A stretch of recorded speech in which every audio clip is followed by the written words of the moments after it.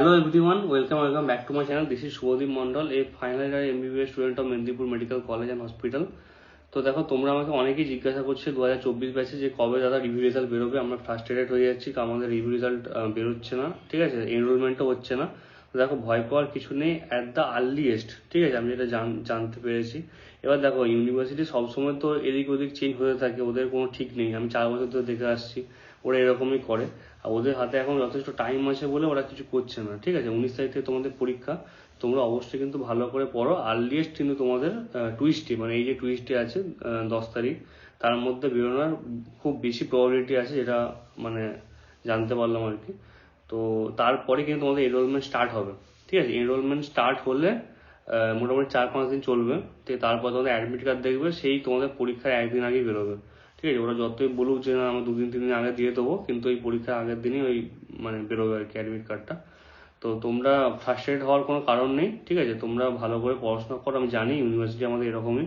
তোমরা যখন ইয়ারে যাবে, second year, third year, final year, তো তখন তোমরা দেখতে পাবো যে ইউনিভার্সিটি এরকমই, মানে একটা নর্মাল হয়ে যাবে তোমাদের সবার ক্ষেত্রে, ঠিক আছে।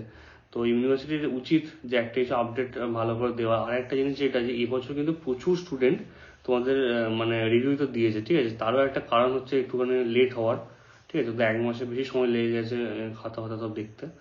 তো আশা করি যে তোমাদের যারা 1 নম্বর, 2 নম্বর, 3 নম্বর, ইভেন যারা আন্ডার 10 আছো আর কি, তারা বেরিয়ে যাওয়ার চান্স সবচেয়ে বেশি, যারা ভালো করে অ্যাটেন্ড করেছো। আর দেখা যাক কত পর্যন্ত বাড়ে। আমি তো নিজে 15-20 পর্যন্ত বাড়তে দেখেছি, 15 মাস পর্যন্ত বাড়তেও দেখিয়েছি অবশ্য। 20 মার্কস হচ্ছে 1-2 দেখেছি। তো দেখা যাক কি হয় না হয়। আর তোমরা ভালো করে পড়াশোনা করতে থাকো, কারণ তোমরা সবাই জানো যে এইটা তোমাদের জন্য একটা লাস্ট চান্স। কারণ এইটাতে তোমাদের সাপ্লিতে ভালো রেজাল্ট করতে পারো, তাহলে কিন্তু তোমাদের ইয়ার লাগ হয়ে যাবে। তো এটা এটা খুব ভাইটাল জিনিস। তোমরা ভালো করে পড়াশোনা করো, কোনো অ্যাংজাইটিকে দরকার নেই। আমার টেলিগ্রাম গ্রুপটাতে জয়েন হয়ে যাও, ডিসক্রিপশন বক্সে লিঙ্ক দেওয়া থাকবে, ঠিক আছে।